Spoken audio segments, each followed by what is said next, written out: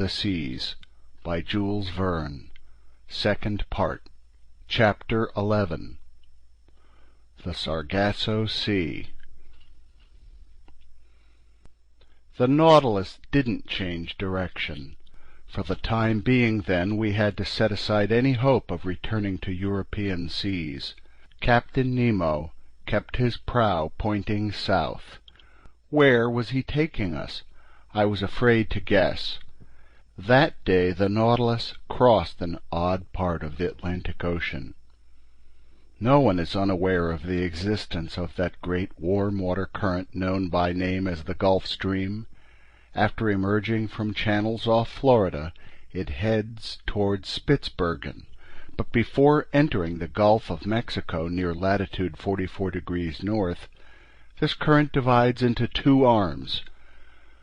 Its chief arm makes for the shores of Ireland and Norway, while the second flexes southward at the level of the Azores. Then it hits the coast of Africa, sweeps in a long oval, and returns to the Caribbean Sea.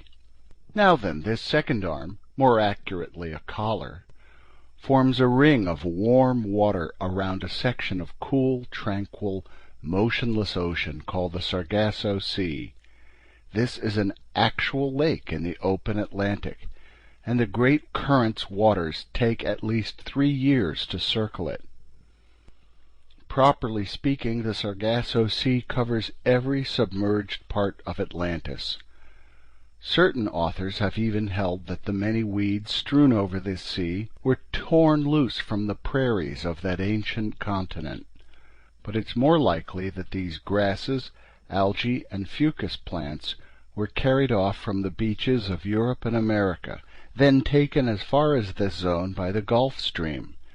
This is one of the reasons why Christopher Columbus assumed the existence of a new world. When the ships of that bold investigator arrived in the Sargasso Sea, they had great difficulty navigating in the midst of these weeds, which, much to their crews' dismay, slowed them down to a halt, and they wasted 3 long weeks crossing this sector. Such was the region our Nautilus was visiting just then, a genuine prairie, a tightly woven carpet of algae, gulfweed, and bladder-wrack, so dense and compact a craft's stem post couldn't tear through it without difficulty. Accordingly, not wanting to entangle his propeller in this weed-choked mass, Captain Nemo stayed at a depth some meters below the surface of the waves. The name Sargasso comes from the Spanish word sargazo, meaning gulfweed. This gulfweed, the swimming gulfweed, or berry carrier, is the chief substance making up this immense shoal. And here's why these plants collect in this placid Atlantic basin, according to the expert on the subject, Commander Maury, author of The Physical Geography of the Sea. The explanation he gives seems to entail a set of conditions that everybody knows. Now, Maury says, if bits of cork or chaff, or any floating substance, be put into a basin, and a circular motion be given to the water, all the light substances will be found crowding together near the center of the pool, where there's the least motion. Just such a basin is the Atlantic Ocean to the Gulf Stream, and the Sargasso Sea is at the center of the whirl.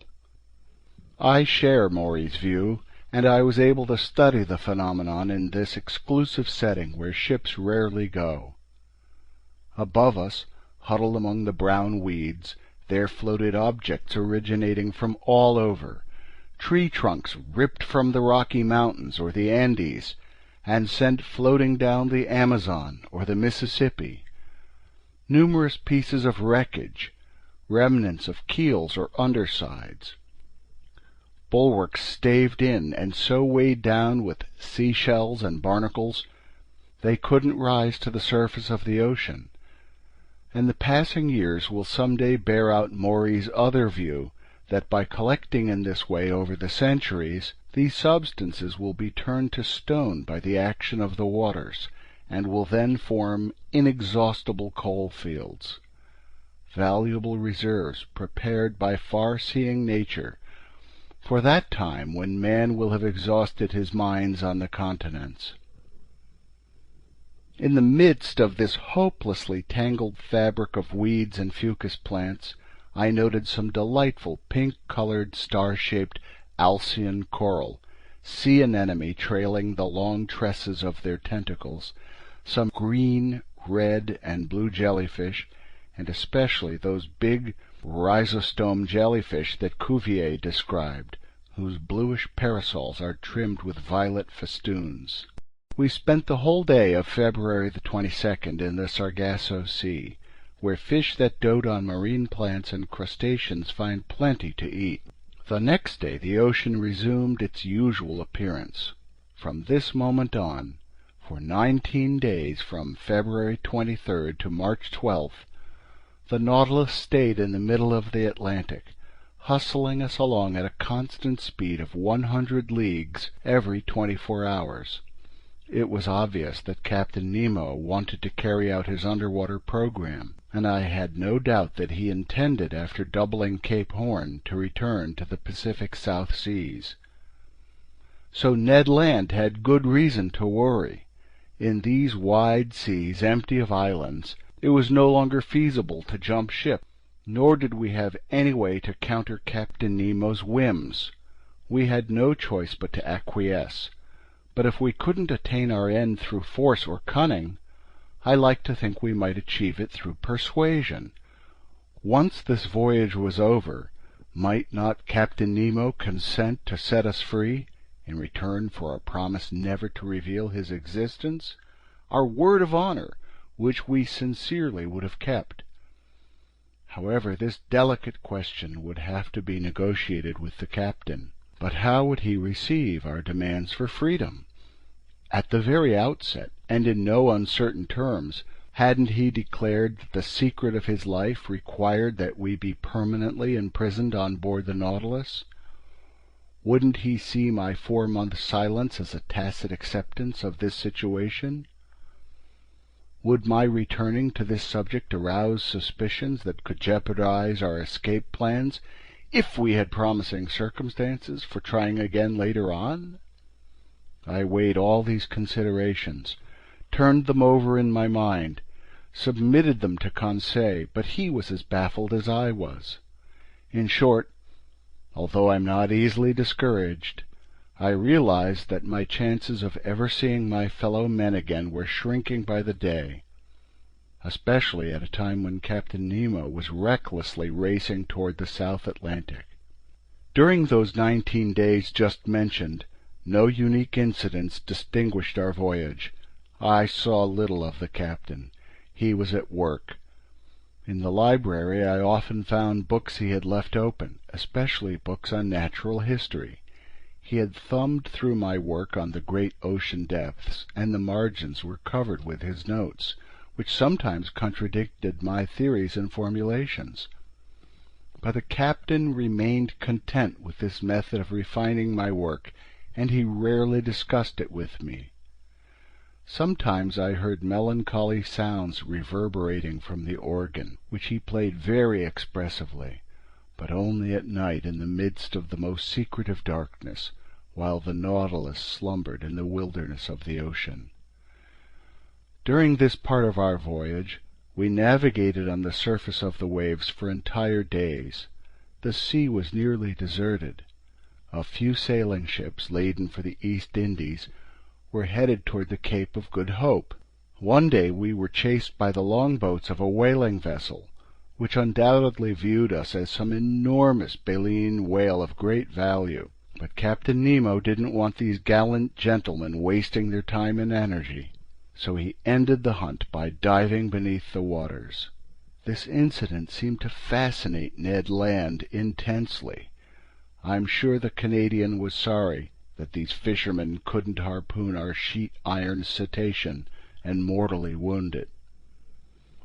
During this period the fish Conseil and I observed differed little from those we had already studied in other latitudes. Chief among them were specimens of that dreadful cartilaginous genus that's divided into 3 subgenera numbering at least 32 species. Striped sharks 5 meters long, the head squat and wider than the body, the caudal fin curved, the back with 7 big black parallel lines running lengthwise.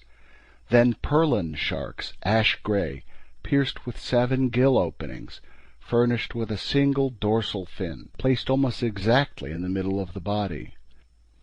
Some big dogfish also passed by, a voracious species of shark, if there ever was one. With some justice, fishermen's yarns aren't to be trusted, but here's what a few of them relate.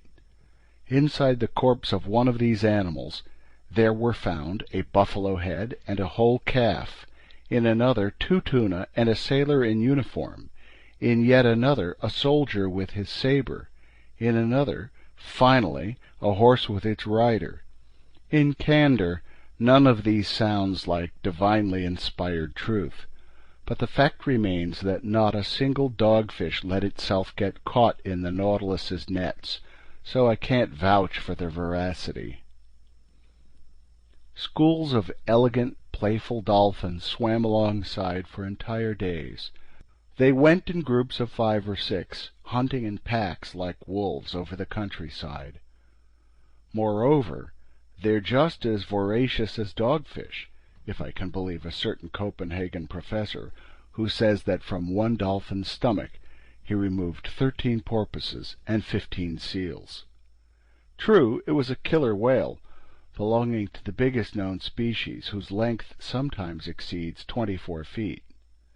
The family Delphinia numbers 10 genera, and the dolphins I saw were akin to the genus Delphinorhynchus, remarkable for an extremely narrow muzzle 4 times as long as the cranium. Measuring 3 meters, their bodies were black on top, underneath a pinkish white strewn with small, very scattered spots. From these seas I'll also mention some unusual specimens of croakers, fish from the order Acanthopterygia, family Cynidea.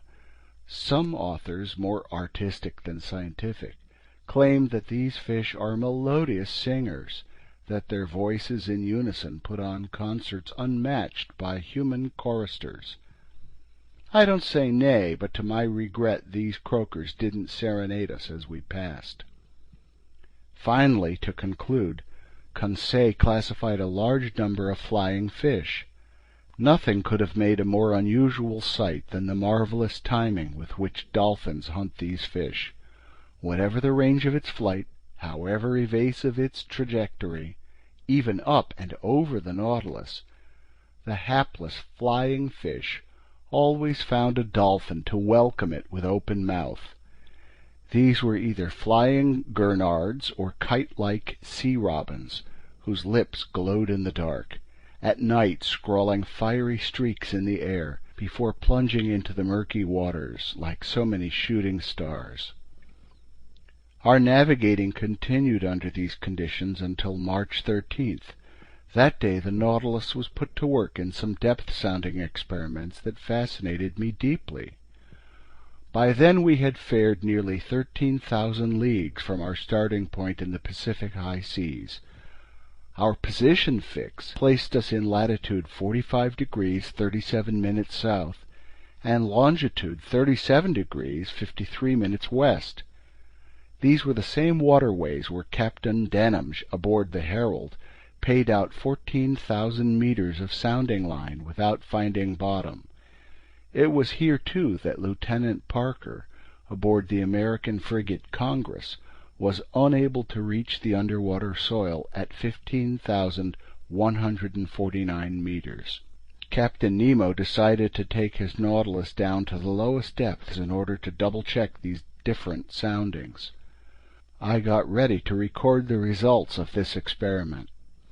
The panels in the lounge opened, and maneuvers began for reaching those strata so prodigiously far removed. It was apparently considered out of the question to dive by filling the ballast tanks.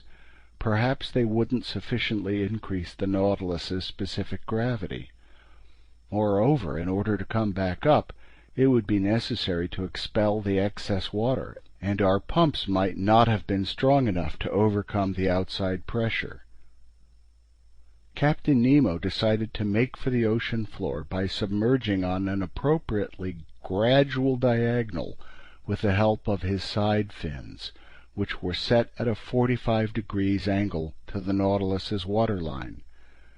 Then the propeller was brought to its maximum speed, and its 4 blades churned the waves with indescribable violence. Under this powerful thrust the Nautilus's hull quivered like a resonating cord, and the ship sank steadily under the waters. Stationed in the lounge, the captain and I watched the needle swerving swiftly over the pressure gauge. Soon we had gone below the livable zone where most fish reside. Some of these animals can thrive only at the surface of seas or rivers, but a minority can dwell at fairly great depths. Among the latter I observed a species of dogfish called the cow shark that's equipped with 6 respiratory slits, the telescope fish with its enormous eyes, the armored gurnard with gray thoracic fins plus black pectoral fins, and a breastplate protected by pale red slabs of bone. Then finally the grenadier, living at a depth of 1,200 meters, by that point tolerating a pressure of 120 atmospheres. I asked Captain Nemo if he had observed any fish at more considerable depths. "Fish? Rarely," he answered me. "But given the current state of marine science, who are we to presume? What do we really know of these depths?" "Just this, Captain. In going toward the ocean's lower strata, we know that vegetable life disappears more quickly than animal life. We know that moving creatures can still be encountered where water plants no longer grow.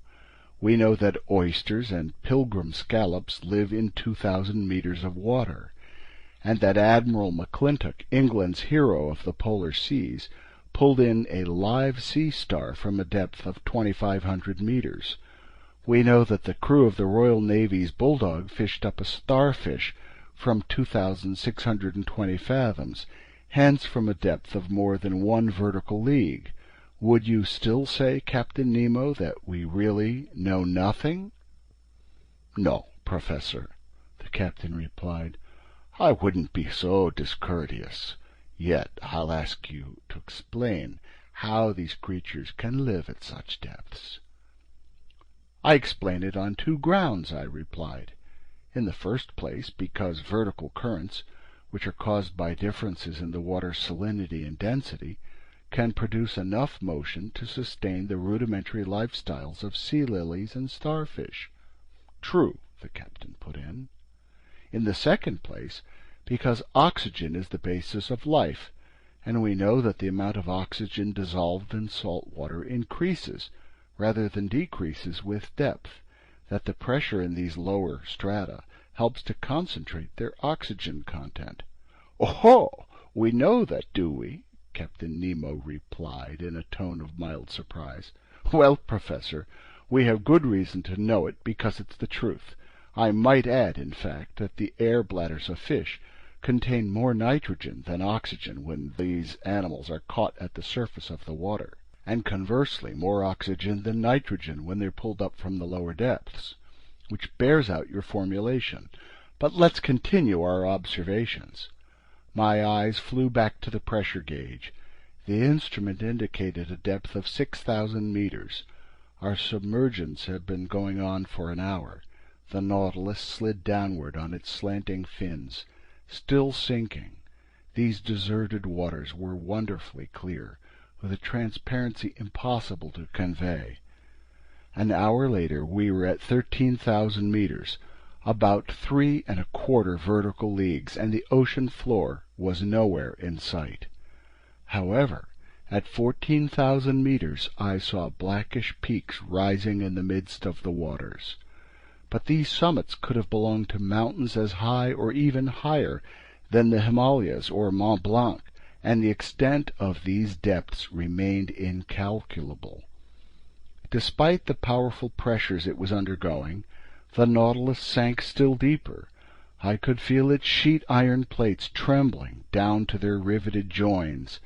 Metal bars arched, bulkheads groaned, the lounge windows seemed to be warping inward under the water's pressure, and this whole sturdy mechanism would surely have given way if, as its captain had said, it weren't capable of resisting like a solid block.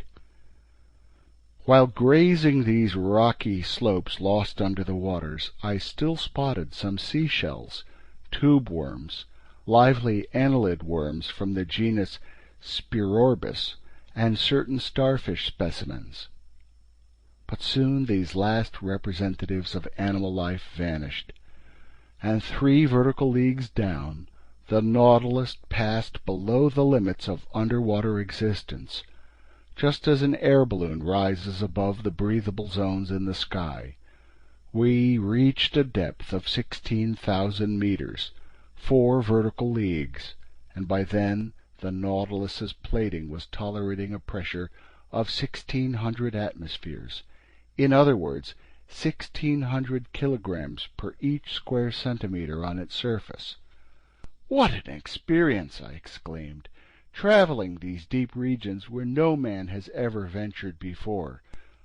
Look, Captain, look at these magnificent rocks, these uninhabited caves, these last global haunts where life is no longer possible. What unheard-of scenery!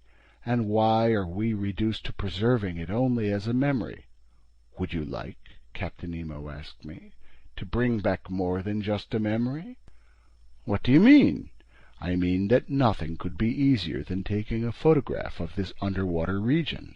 Before I had time to express the surprise this new proposition caused me, a camera was carried into the lounge at Captain Nemo's request. The liquid setting, electrically lit, unfolded with perfect clarity through the wide-open panels. No shadows, no blurs, thanks to our artificial light. Not even sunshine could have been better for our purposes. With the thrust of its propeller curbed by the slant of its fins, the Nautilus stood still. The camera was aimed at the scenery on the ocean floor, and in a few seconds we had a perfect negative. I attach a print of the positive. In it you can view these primordial rocks that have never seen the light of day, this nether granite that forms the powerful foundation of our globe, the deep caves cut into the stony mass, the outlines of incomparable distinctness whose far edges stand out in black as if from the brush of certain Flemish painters. In the distance is a mountainous horizon, a wondrously undulating line that makes up the background of this landscape. The general effect of these smooth rocks is indescribable: black, polished, without moss or other blemish, carved into strange shapes, sitting firmly on a carpet of sand that sparkled beneath our streams of electric light. Meanwhile, his photographic operations over, Captain Nemo told me, "Let's go back up, Professor. We mustn't push our luck and expose the Nautilus too long to these pressures." "Let's go back up," I replied. "Hold on tight." Before I had time to realize why the captain made this recommendation, I was hurled to the carpet. Its fins set vertically, its propeller thrown in gear at the captain's signal, the Nautilus rose with lightning speed, shooting upward like an air balloon into the sky. Vibrating resonantly, it knifed through the watery mass. Not a single detail was visible. In 4 minutes it had cleared the 4 vertical leagues, separating it from the surface of the ocean, and after emerging like a flying fish, it fell back into the sea, making the waves leap to prodigious heights. End of chapter 11.